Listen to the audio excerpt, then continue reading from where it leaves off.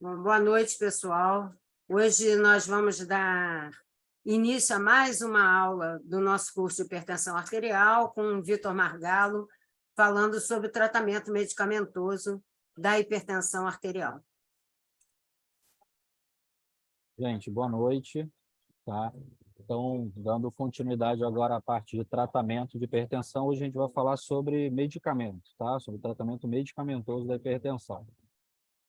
Então, como é que a gente vai dividir hoje a nossa aula aqui, tá? A gente vai falar um pouquinho sobre a classificação de hipertensão, falar sobre fatores de risco cardiovascular, estratificação de risco do doente, as recomendações principais de tratamento medicamentoso, quais são as opções terapêuticas que nós temos para tratá-los. Vamos falar de algumas situações especiais, algumas situações mais pontuais. Falar agora, definir os alvos terapêuticos que a gente tem que alcançar e fazer algumas considerações finais aí para todos, tá? Então, começando aqui com a classificação da hipertensão, tá? Isso já foi falado em outras aulas, né? A gente hoje classifica a hipertensão por uma graduação relacionada aos níveis pressóricos, tá? Em que a gente vai classificar a hipertensão em hipertensão grau 1, 2 ou 3, segundo a Sociedade Brasileira, ou hipertensão em grau 1, grau 2, segundo a Sociedade Europeia, tá? E hoje um grupo também que está começando a ser mais amplamente estudado e está começando a ser um pouquinho mais, receber um pouquinho mais de atenção, é o grupo dos pacientes pré-hipertensos, tá? E por que que isso é importante? Porque quando a gente for falar de tratamento, a gente vai ter que ter uma junção entre qual é o grau de hipertensão que esse paciente tem, quando a gente for falar de tratamento medicamentoso, propriamente dito, né? Que grau de hipertensão que esse doente tem, ou seja, qual é a magnitude da elevação da pressão arterial, associado também à avaliação do risco cardiovascular desse doente, tá? Então, por que que a gente vai falar um pouquinho, por que que é importante eu buscar ativamente fatores de risco cardiovascular para esses doentes hipertensos? Mais de 50% dos pacientes hipertensos têm fatores de risco cardiovascular adicionais, ou seja, ele não é só hipertenso. Ele é hipertenso e tem mais alguma outra coisa que agrega risco cardiovascular a esse doente, tá? Esses fatores de risco cardiovascular, obviamente, eles aumentam o risco de doença coronariana, doença cerebrovascular e doença arterial periférica e renal, tá? E a identificação desses fatores de risco, ela é extremamente importante e faz parte da avaliação inicial, inclusive, de todo paciente hipertenso. Quais são os fatores de risco adicionais que a gente precisa buscar, que a gente precisa estar atento no nosso paciente? O fato de ter sexo masculino, isso já é um fator de risco. Pacientes com idade maior do que 55 anos para homens ou 65 anos para mulheres já é um fator de risco. Doença cardiovascular precoce em pacientes de primeiro grau, e quando a gente diz precoce, a gente estabelece doença cardiovascular em pacientes homens com menos de 55 anos ou em pacientes, né, mulheres menores de 65 anos. Tá? Aqui, homens são os parentes, né? Então, um parente homem com uma idade menor de 55 anos teve um evento cardiovascular, isso é um fator de risco para o seu paciente. Tá? Tabagismo, dislipidemia, um LDL maior do que 100, um colesterol HDL, não HDL maior que 130, ou um HDL menor do que 40 em homens e menor que 46 em mulheres, ou triglicerídeos maior de 150. Presença de diabetes, presença de obesidade. Pode ser relacionado tanto ao IMC, maior do que 30, como uma relação cintura-quadril maior ou igual a 0,85 em mulheres e maior a 0,90 em homens. Além desses fatores de risco, que são fatores de risco clínicos, que a gente vai conseguir identificar ali pela nossa história e pela nossa avaliação clínica do doente, a gente tem alguns outros fatores de risco que já mostram que esse doente tem algum grau de doença de órgão-alvo estabelecida, né? Algum grau de lesão orgânica já estabelecida. Isso traz risco cardiovascular para o nosso doente. Então, a presença de hipertrofia ventricular esquerda, tanto por critérios ecocardiográficos quanto por critérios eletrocardiográficos, o índice tornozelo braquial menor ou igual que 0,9, presença de doença renal crônica em estágio 3 ou mais, presença de microalbuminúria, tá? Definida entre 30 a 300 miligramas em 24 horas ou 30 a 300 miligramas por grama de creatinina no spot, ou a velocidade de onda de pulso carótido femoral, né? Uma VO/P carótido femoral maior do que 10 metros por segundo.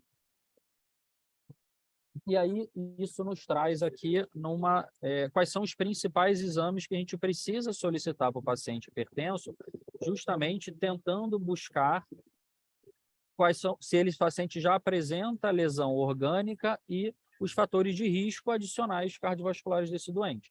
Então, todo doente hipertenso, quando ele chega no seu consultório, minimamente eu preciso ter alguns exames de bioquímica sanguínea, no que eu destaco aqui, glicemia de jejum, hemoglobina glicada, creatinina, potássio, ácido úrico e um lipidograma completo com colesterol e triglicerídeos, tá? E uma amostra urinária ou uma urina de 24 horas, né? É muito mais factível hoje no nosso meio a gente ter uma amostra urinária com microalbuminúria, proteinúria e dosagem de creatinina urinária. Todos esses doentes precisam ter um eletrocardiograma basal e, idealmente, né, uma avaliação importante ser feita é a VO/P. Qual que é o grande problema da VO/P? É um exame que ele tem extrema baixa disponibilidade clínica, ou seja, esse exame ele praticamente hoje é utilizado em pesquisa e não na prática habitual da clínica. E aí, com isso tudo em mãos, com a classificação da hipertensão em mãos e com os fatores de risco cardiovasculares e lesão de órgãos em mão, eu vou ser capaz de estratificar o risco cardiovascular do meu doente.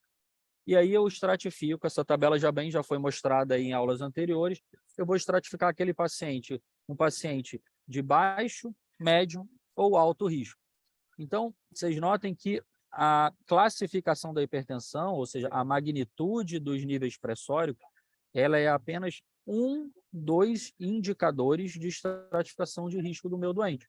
Então, se eu tiver um paciente com nível de pressão não tão elevado, né, até um paciente em estágio 1, que eu tenha pelo menos 3 fatores de risco, eu já classifico esse doente como um paciente de elevado risco cardiovascular. Então, hoje, a nossa terapia, ela é muito mais baseada no risco cardiovascular do que exclusivamente nos níveis pressóricos que o doente vai apresentar. Baseado nisso, a gente pode partir um pouquinho para as recomendações de tratamento. Essa tabela aqui, ela foi retirada do consenso da Sociedade Brasileira de Cardiologia, tá? Em que a gente tem as seguintes recomendações. Todos os pacientes, absolutamente todos os pacientes, independente do risco cardiovascular, independente do nível pressórico e mesmo naqueles pacientes que são pré-hipertensos, todos eles precisam iniciar medidas não farmacológicas de terapia para hipertensão arterial. Todos eles precisam ter modificações do estilo de vida implementadas e seguidas. Então, aquelas 2 aulas passadas que nós tivemos em relação à terapia dietética e terapia de atividade física, elas são implementadas e devem ser implementadas em todo paciente hipertenso, independente do risco cardiovascular, e mesmo naqueles pacientes pré-hipertensos, tá? E quando que a gente vai efetivamente começar remédio para esses doentes, tá? Aqueles pacientes estágio 2 ou 3, que na maioria das vezes são pacientes que têm moderado a elevado risco cardiovascular, mas nesses pacientes com hipertensão grau 2 ou 3, eu já estou autorizado, eu já posso iniciar a terapia farmacológica para esse paciente ao momento do diagnóstico de uma hipertensão grau 2 ou 3, e também naqueles pacientes estágio 1, que são os pacientes com níveis pressóricos menores, desde que eles sejam pacientes de moderado ou alto risco cardiovascular. Então, esses pacientes, no momento em que eu identifico esses doentes, eu já posso iniciar terapia medicamentosa para eles, associado a terapias de mudança de vida, de estilo de vida, terapia não farmacológica, tá? Aqueles pacientes, estágio 1, risco cardiovascular muito baixo, ou os pacientes pré-existentes que não tenham muito risco cardiovascular, ou posso até ter um risco leve ali, moderado a leve a moderado, eu posso tentar inicialmente terapia não farmacológica, eu posso tentar uma intervenção de mudança de estilo de vida bem efetiva, com alvos claros, e ter uma reavaliação em 3 meses. Se eu conseguir um controle dos fatores de risco cardiovascular e pressórico, eu posso tentar manter esse tipo de terapia. Caso eu não consiga, aí sim, mesmo nos pacientes pré-hipertensos ou hipertensos em estágio mais leve de risco cardiovascular menor, eu já posso iniciar a terapia farmacológica para esses pacientes. Tá? Naqueles pacientes pré-hipertensos de risco cardiovascular baixo, a gente, a princípio, não deve começar a terapia farmacológica e insistir na terapia de mudança de estilo de vida. Tá? Pacientes idosos frágeis, a gente acaba tolerando níveis um pouquinho maiores de pressão, né? Então, a gente acaba iniciando terapia farmacológica em níveis de pressão sistólica maior de 160, e pacientes idosos rígidos, eles se comportam até bem parecido com os pacientes não idosos. Tá? Então, mais ou menos, como é que a gente pode tentar fazer um fluxograma em relação ao tratamento da hipertensão? Pré-hipertensos, de risco cardiovascular baixo, eles vão fazer sempre terapia não farmacológica. Aqueles pacientes que têm hipertensão grau 2 ou 3, eles já vão começar com a associação de terapias não farmacológicas e terapia farmacológica. Aquele paciente que é hipertenso estágio 1, se ele for baixo risco, eu vou tentar terapia não farmacológica, vou reavaliar esse paciente em 3 meses. Se eu conseguir controle dos fatores de risco cardiovascular e da pressão, eu mantenho. Se eu não conseguir, eu já associo a terapia não farmacológica, terapia farmacológica. E se o hipertenso grau 1, estágio 1, ele tem risco cardiovascular moderado ou elevado, eu já inicio com a combinação de terapias não farmacológicas com terapia farmacológica. Tá? Quais são as opções de remédio que nós temos, então? Então, vamos supor que nós precisamos iniciar terapia farmacológica para o nosso doente. O que eu tenho de arsenal terapêutico disponível para tratar esse doente? Nós temos 5 principais classes de drogas de primeira linha para o tratamento da hipertensão arterial. Tá? Essas drogas de primeira linha, elas são diuréticos, beta-bloqueadores, e eu vou explicar um pouquinho mais à frente por que esse beta-bloqueador está destacado aqui. As drogas são inibidores do sistema renina-angiotensina-aldosterona, sejam elas IECA ou bloqueadores de receptores da angiotensina 2, e os bloqueadores de canal de cálcio. Tá? Então, essas drogas são as drogas que são ditas de primeira linha. Por que elas são de primeira linha? Porque, além de mostrar a redução dos níveis tensionais, elas também mostraram melhora dos desfechos cardiovasculares. Tá? E quando eu boto aqui que o beta-bloqueador está destacado aqui, é que hoje já é recomendado, já é sabido e já é definido pelas diretrizes, pelos guidelines, tanto os brasileiros quanto os não brasileiros, de que os beta-bloqueadores eles devem ser iniciados para a terapia farmacológica da hipertensão apenas se eles, como primeira, ou segunda e terceira droga, né, apenas se eles tiverem alguma indicação absoluta do seu uso. Ou seja, eu precisar utilizá-los para um controle de frequência cardíaca, se o paciente tiver alguma doença coronariana já estabelecida. Então, se eu não tenho uma indicação formal para o uso de beta-bloqueador, a nossa preferência é iniciar diuréticos, inibidores do sistema renina-angiotensina-aldosterona e bloqueadores de canal de cálcio. Outras classes de drogas existentes são os vasodilatadores diretos, os alfa-bloqueadores, os simpático-líticos de ação central, os autoagonistas de aldosterona, que a gente vai poder falar muito mais deles quando a gente tiver a nossa aula de hipertensão resistente e refratária. Tá? Esses fármacos são considerados fármacos de segunda linha, e eles são adicionados quando a gente não consegue o controle pressórico, a gente não atinge nossos alvos com as combinações das drogas de primeira linha. Então, mais ou menos, a gente pode dividir aqui o nosso tratamento da hipertensão com essa imagem. Então, assim, mudança de estilo de vida todos vão fazer, né? As drogas de primeira linha preferenciais, né? Os tiazídicos, inibidores do sistema renina-angiotensina-aldosterona e os bloqueadores de canal de cálcio vão ser a base da nossa pirâmide de tratamento da hipertensão arterial, ou seja, a grande maioria dos pacientes vai usar essas medicações. A espironolactona, ela entra como 4ª droga nos pacientes de hipertensão resistente e refratária, então é uma droga que ela segue a base da pirâmide. Os beta-bloqueadores, os alfa-agonistas, em menor número, os simpático-líticos de ação central, os vasodilatadores diretos, um menor número ainda, naqueles pacientes refratários, com níveis pressóricos bem mais difíceis de se controlar. E essa aqui também é uma imagem que todo mundo já deve ter visto, ela também está retirada lá do consenso da Sociedade Brasileira de Cardiologia, em que as associações dos antihipertensivos, elas têm algumas que são preferenciais, né? Então, as associações entre tiazídicos junto com os BRAs, tiazídicos junto com bloqueador de cálcio, tiazídico com IECA, IECA com bloqueador de cálcio, né?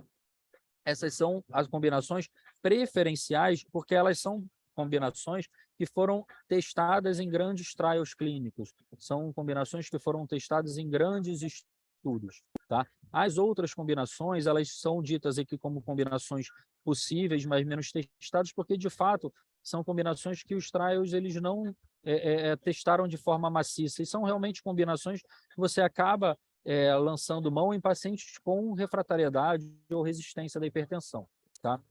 E lembrar que a associação de um duplo bloqueio do sistema renina-angiotensina-aldosterona com BRA e ECA, na grande maioria das vezes, mas assim, na grande esmagadora maioria das vezes, talvez em quase sua totalidade, ela é contraindicada e não recomendada. Então, essa combinação é uma combinação que ela é dita de não ser feita.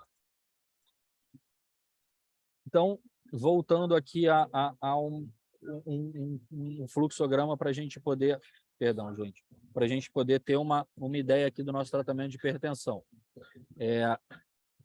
Pacientes que tenham baixo risco cardiovascular, estágio 1 com baixo risco, ou pré-hipertensos de risco alto para cardiovascular, né, de elevado risco cardiovascular, ou hipertensos estágio 1 com baixo risco, ou aqueles pacientes muito idosos ou idosos frágeis, a gente pode começar a monoterapia.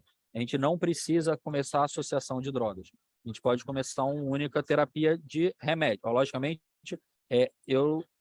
em todos esses grupos, terapias não farmacológicas estão totalmente indicadas.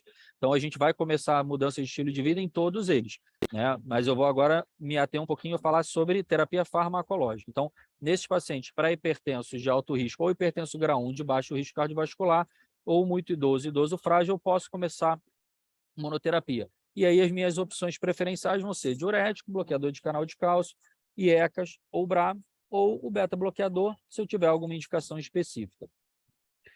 Nesses doentes que eu não alcancei minha meta, ou naqueles pacientes hipertenso grau 1 com risco cardiovascular moderado ou elevado, ou nos pacientes hipertensos estágios 2 ou 3, eu já inicio a minha terapia com combinação de 2 fármacos, tá? Que ela pode ser um IECA ou BRA mais um diurético, um IECA ou BRA mais um bloqueador de canal de cálcio. Eu não alcancei minha meta nesses doentes, eu combino 3 fármacos, que aí a combinação vai ser IECA ou BRA mais um diurético e mais um bloqueador de canal de cálcio. Eu não consegui atingir a meta pressórica, esse paciente já é considerado um paciente de hipertensão resistente, eu vou associar uma 4ª droga, que preferencialmente é a espironolactona. Se eu não consigo alcançar a meta pressórica, esse paciente vai ter a adição de outras medicações, que aí podem ser beta-bloqueador, se ele não estiver usando no início, simpático-lítico de ação central, alfa-bloqueadores ou vasodilatadores, tá?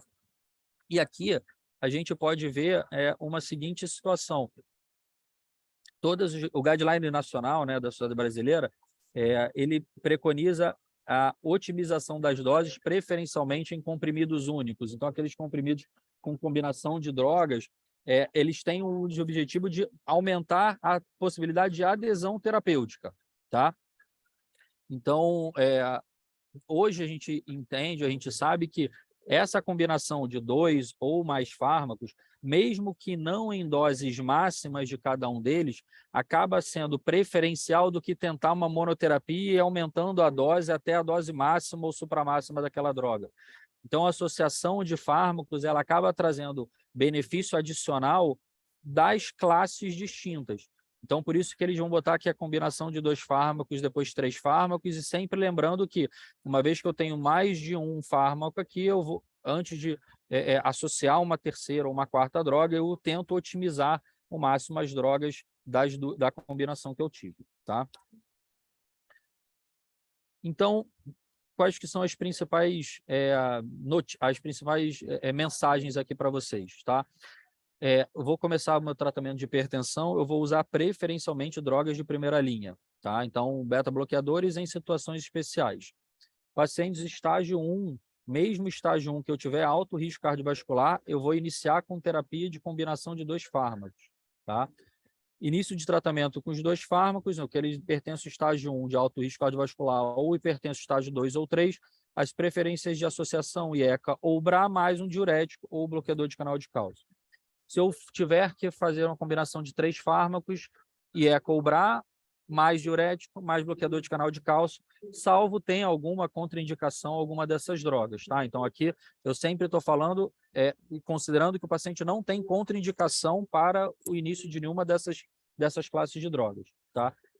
Se o paciente define-se como hipertenso resistente, e eu preciso associar um 4º fármaco, esse 4º fármaco preferencialmente é a espironolactona, e a associação de 2 bloqueadores do sistema renina-angiotensina-aldosterona é contraindicado na quase totalidade das vezes, tá? Agora, algumas situações específicas, algumas situações especiais para o tratamento medicamentoso da hipertensão. Vamos começar falando do idoso, tá? O idoso tem algumas características particulares em que é muito comum o paciente ter uma situação que é a hipertensão sistólica isolada, tá? Ela além de ser muito comum no idoso, ela aumenta o risco cardiovascular. 2 outras grandes condições que são extremamente comuns no idoso são a pseudohipertensão, pelo próprio aumento de rigidez arterial com envelhecimento, e a presença de hipotensão postural. Então, são pacientes que são muito, na grande maioria das vezes, muito sensíveis ao efeito hipotensor das drogas. O que a gente vai usar preferencialmente nesses doentes, tá? A gente teve 2 grandes estudos, que foi o CHIP e o CIST-EURO, que mostraram que diuréticos e bloqueadores de cálcio são as drogas melhores indicadas na hipertensão sistólica isolada, são os 2 estudos que mostraram diminuição de evento cardiovascular dessas drogas, tá? Então, no grupo do paciente idoso que eu tenho esse tipo de condição, hipertensão sistólica isolada, eu posso preferencialmente iniciar uma dessas 2 classes de drogas, tá? Alguns cuidados que eu preciso ter no tratamento do meu paciente é que o tratamento não farmacológico ele deve ser, obviamente, para todos os pacientes, com uma importante redução ali, pelo menos moderada, de sal. Eu preciso avaliar a hipotensão postural nesses doentes em todas as minhas consultas, mesmo que ela não seja sintomática, tá? Então, eu preciso ativamente buscar a presença de hipotensão postural, porque esse paciente que faz hipotensão postural, ele tem um pior desfecho, ele tem mais risco de disfunção cognitiva, ele tem mais risco de queda, ele tem mais risco de mortalidade também. A gente, nesses doentes, vai começar sempre com doses baixas e a gente vai ter um pouco mais de cuidado nas associações de fármacos, justamente pelo maior potencial hipotensor que esse doente tem. Evitar beta-bloqueadores e diuréticos em doses altas, justamente pela questão da hipotensão postural, e a gente vai tentar evitar a metildopa, porque ela pode ter associação com alterações de cognição. Eu vou trazer um outro grupo aqui que talvez não seja a nossa frequência maior, que é o tratamento de gestante, acho que não é a nossa rotina ali dentro do ambulatório da hipertensão do HU, mas o objetivo do controle pressórico de gestante é manter uma pressão sistólica entre 120 e 160 e uma diastólica entre 80 e 110. Terapia não medicamentosa deve ser iniciada para absolutamente todas as gestantes com diagnóstico de hipertensão. E o início de terapia medicamentosa com pressões menores do que 160 a 110, ele é bastante controverso. O risco aumentado de baixo crescimento intrauterino, de oligodramia e de hipotensão fetal, tá? Então, a gente tende a, quando precisa começar medicamento, começar como monoterapia com drogas de primeira linha na gestação, que são elas metildopa, nifedipina de ação prolongada ou beta-bloqueadores, exceto a atenolol. Essas classes de medicação, esses medicamentos, eles são permitidos e são utilizados durante a gestação. Se necessário, a gente pode associar medicamentos de primeira linha ou, se ainda for assim necessário, introduzir medicamentos de segunda linha, como clonidina, hidralazina e tiazide, tá? Medicamentos que são formalmente contraindicados durante a gravidez, IECAs e BRAs, por risco de malformação fetal, espironolactona por bloqueio hormonal no feto e atenolol por estar associado à restrição de crescimento fetal. Nas lactantes, tratamento de hipertensão na paciente que não está mais gestante, mas está lactando. A gente tem vários medicamentos que são seguros, tá? Então a gente consegue utilizar com bastante tranquilidade as medicações e as combinações entre elas. Então é só ficar atento em relação às principais contraindicações, os principais medicamentos que são potencialmente perigosos, mas o lactante costuma ser uma paciente que a gente consegue ter um arsenal terapêutico bem considerável para poder tratar a hipertensão, tá? Uma vez que eu identifiquei o meu paciente aqui como hipertenso, eu classifiquei a hipertensão, fiz a minha avaliação de fatores de risco cardiovascular, estratifiquei o risco cardiovascular do meu paciente, decidi começar a tratá-lo com terapias não farmacológicas e a terapia farmacológica. Agora eu tenho que saber o que eu vou alcançar, qual que é o meu objetivo, o que eu vou buscar. E são os nossos alvos terapêuticos, tá? Então, de forma geral, a gente quer manter a pressão arterial menor do que 140/90. A gente não precisa, na grande maioria das vezes, ter um alvo de uma pressão menor do que 120/70, tá? Na maioria das vezes, a gente manter essa pressão menor do que 140/90 é bem suficiente, tá? Quais são as principais exceções que a gente vai ter, tá? Pacientes que têm do risco cardiovascular alto ou muito alto, aqueles pacientes que têm mais de 3 fatores de risco cardiovascular, ou já tem lesão de órgão-alvo, ou já tem síndrome metabólica, ou já tem diabetes, ou já tem doença cardiovascular estabelecida. Nesses doentes, realmente, talvez a gente mereça ter um nível um alvo de ser uma pressão menor do que 130/80, tá? Pacientes que têm insuficiência renal ou uma proteinúria maior do que 1 grama também se beneficiam por um controle mais restrito da pressão. Então, também são pacientes que a gente vai ter um alvo menor de 130/80. E naqueles pacientes idosos frágeis, a gente vai ser mais permissivo.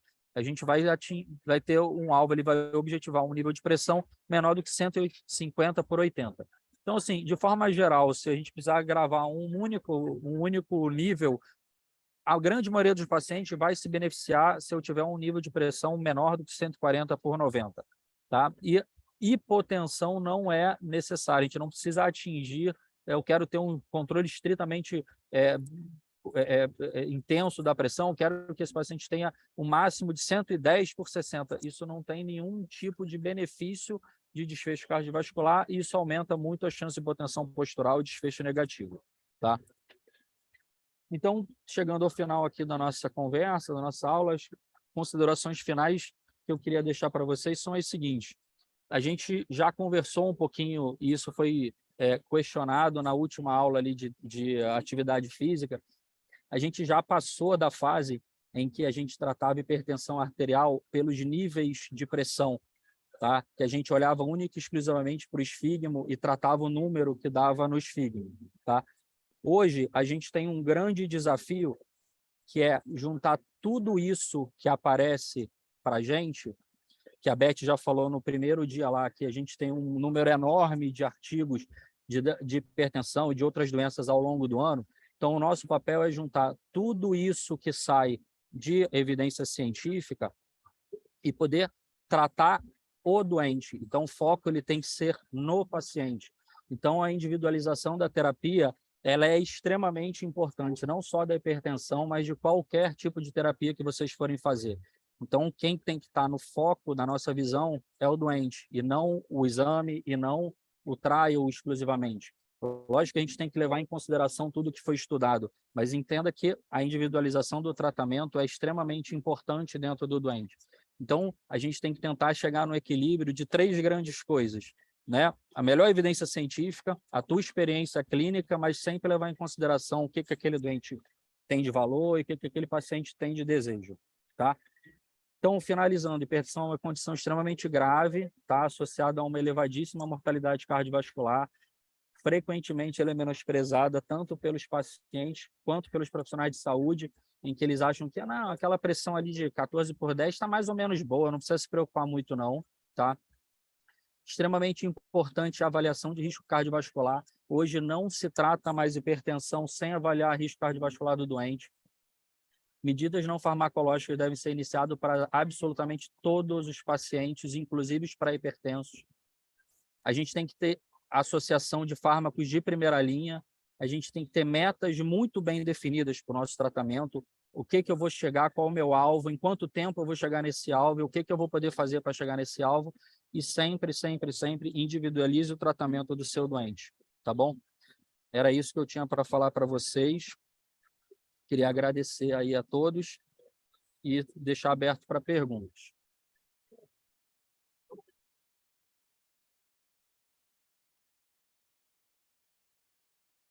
Obrigado, Vitor, foi ótimo.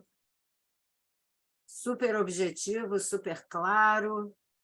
Aí agora vamos ver as dúvidas dos nossos alunos.